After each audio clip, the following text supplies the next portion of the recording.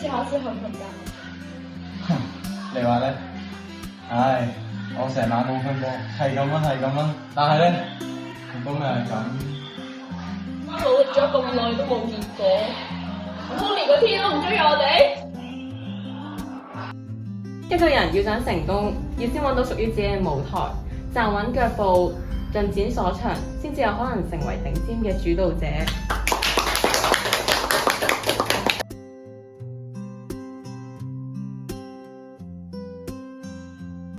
一個人要成功，要先揾到屬於自己嘅舞台，站穩腳步，盡展所長，先至有可能成為頂尖嘅主導者。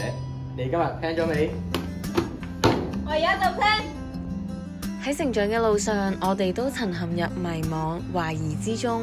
有時候付出咗，未必即刻見到結果，但失敗唔代表你行錯路。只要你願意停一停，為自己定下一個 plan， 一步一步行穩，前面嘅路向就會慢慢清晰。Compass 陪你將迷茫走成方向。HSBC 成 J 青年創業體驗計劃創意市集，依家創夢闖未來。